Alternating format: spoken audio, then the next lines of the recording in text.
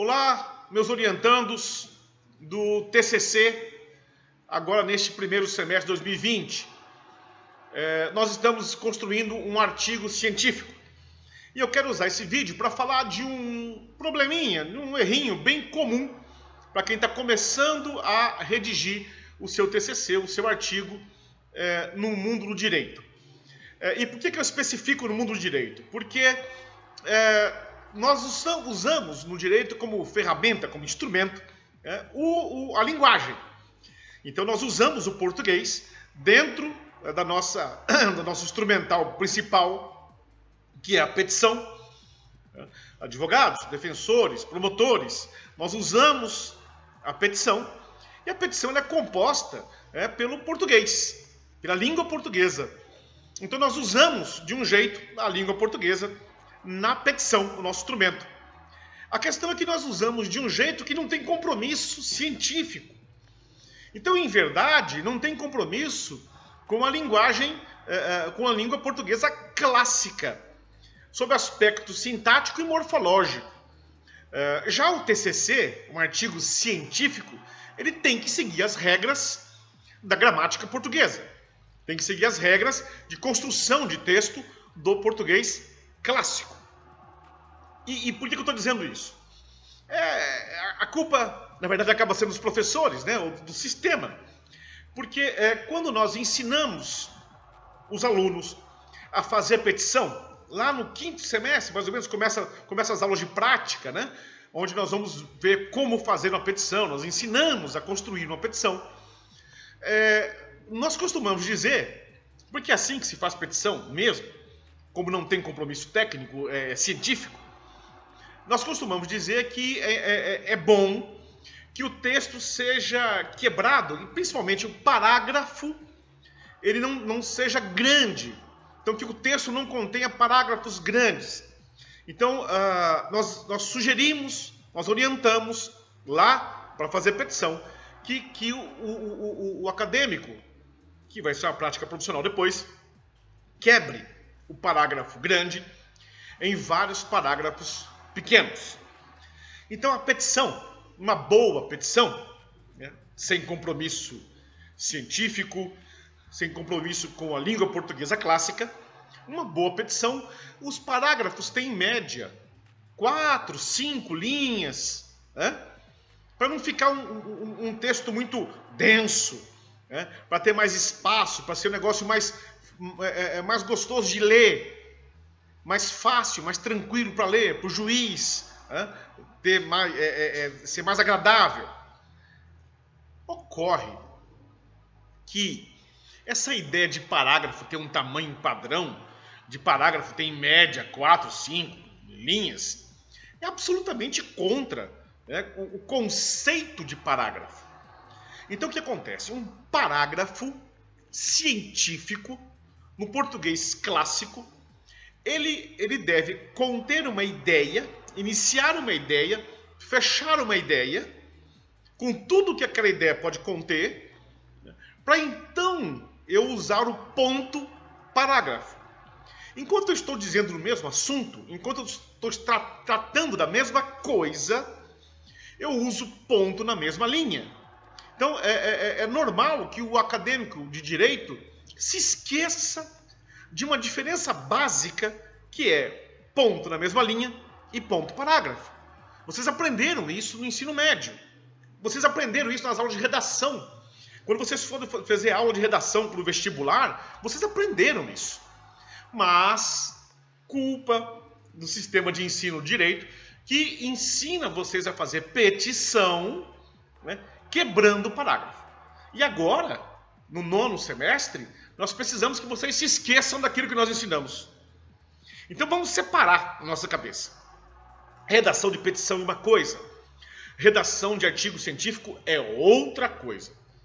Então, preste atenção no artigo científico de vocês, que deve ser igual uma doutrina. Então, se nós pegarmos uma doutrina, se nós pegarmos um livro de direito, podem perceber que não existe parágrafo de 2, 3 linhas. Sequer existe, é bem improvável, ou se tiver muito pouco, um parágrafo com 4 linhas. Por que essa situação? Por causa do tamanho do parágrafo? Não. Porque é bem provável que você consiga colocar num parágrafo uma ideia, encerrar uma ideia em 3 linhas. Porque isso é um parágrafo. Por exemplo, não se abre parágrafo com por exemplo. Se eu estou dando exemplo de alguma coisa, eu estou falando dessa coisa. Então nunca existe ponto, parágrafo. Por exemplo é ponto na mesma linha, porque eu estou falando do mesmo assunto. Mas é muito comum em petição, se eu usar a expressão por exemplo, eu vou abrir um novo parágrafo.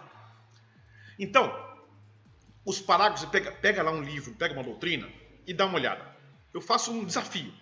Dá para abrir o livro em qualquer página, abra aleatoriamente, pega um parágrafo de uma boa doutrina, evidentemente, e lê. E vocês vão ver que dá para entender a ideia que contém aquele parágrafo. E aí nós chamamos de fora de contexto. Né? Então, eu consigo entender a ideia, mas para eu entender todo o assunto, eu preciso contextualizar, colocar dentro do texto. Porque se eu ler só o parágrafo isolado, apesar de eu entender a ideia, ela vai estar fora de contexto. Então, mas eu entendo. O parágrafo ele tem que me dizer alguma coisa, ele me disse algo. Né? E aí, com todos os outros parágrafos juntos, eu tenho um parágrafo dentro de um contexto. Então, o parágrafo de vocês, ele deve iniciar alguma coisa, uma ideia, um assunto, encerrar aquela ideia para depois ter o ponto do parágrafo. Então, uma coisa também evidente, que é muito comum, um erro muito comum nos TCCs, logo no começo. Eu digo alguma coisa aqui, ponto. Aí abro o parágrafo.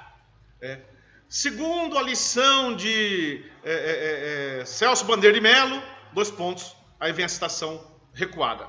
Ora, você não vai abrir um parágrafo só para fazer referência a uma citação.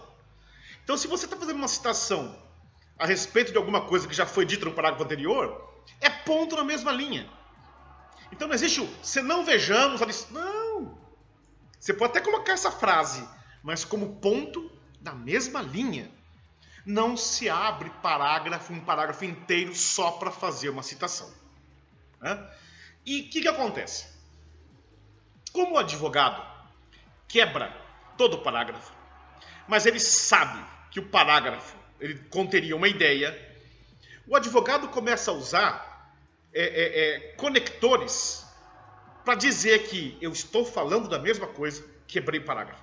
Estou falando da mesma coisa, quebrei de novo. Estou falando da mesma coisa, quebrei de novo. E aí um parágrafo que cientificamente, que no português clássico, teria lá 10, 12 linhas, não se preocupem com o tamanho. Se preocupe que contenha uma ideia. Então um parágrafo que, uma boa redação, talvez tenha 10, 12 linhas. Nós, advogados, quebramos em 3 parágrafos de 4 linhas. Só que eu preciso dizer para o leitor que, apesar de ter quebrado o parágrafo, eu estou falando da mesma coisa. E assim nascem os conectores, que são vícios de linguagem de advogado. E por que nós usamos isso? Para dizer, olha, apesar de eu ter mudado de parágrafo, estou falando a mesma coisa. Aí entra aquela coisa que não é legal no artigo científico, mas que eu preciso usar na petição, que são os conectores típicos da advocacia. Outro sim, ademais, isto posto, sendo assim. Ora, se é sendo assim, é ponto na mesma linha. Percebem? Se neste sentido, então é ponto na mesma linha. Eu não vou abrir parágrafo. E aí, muitas vezes, eu simplesmente não preciso de conector quando eu estou fazendo um parágrafo normal, um parágrafo correto. Se você já começar a escrever alguma coisa, você pode até fazer uma experiência. Pega uma petição, tira os conectores e junta os parágrafos. Vocês vão ver que eu não preciso de neste diapasão, aquela coisa, insta salientar que neste corolário. Então, são coisas que nós usamos como advogados da petição para conectar aquilo que deveria originalmente ser um único parágrafo. Então, eu vou me esforçar para não usar esses conectores no meu texto científico. Não fica legal. Se vocês por acaso já escreveram alguma coisa e tá com esses conectores, faça essa experiência. Simplesmente tirem os conectores. E se é realmente uma nova ideia, simplesmente tira.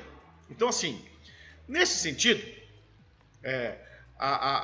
o direito administrativo tem se comportado da mesma forma que o direito constitucional. Simplesmente tiro nesse sentido.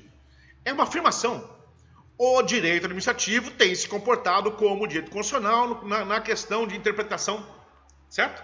Então façam a primeira experiência de simplesmente tirar. Tirando, vejam se não dá para juntar 2, 3 parágrafos. É muito comum nós juntarmos 2, 3 pequenos parágrafos para formarmos um grande parágrafo. Então, preste atenção nisso. Não se preocupem com o tamanho do parágrafo, desde que vocês tenham uma ideia formada ali. Citação é reforço daquilo que você está construindo. Citação, você está reforçando uma ideia. Então, normalmente, a citação ela é a continuação de um parágrafo. Repito, não vai fazer 2, 3 linhas para fazer uma introdução a uma citação, mesmo que seja jurisprudência, principalmente uma doutrina. Então, preste atenção nisso, em construção de parágrafo. Eu vou subir esse vídeo para o YouTube, para o meu canal lá de Professor Lamartine, mas eu vou mandar direto no WhatsApp, no grupo que nós temos, ok?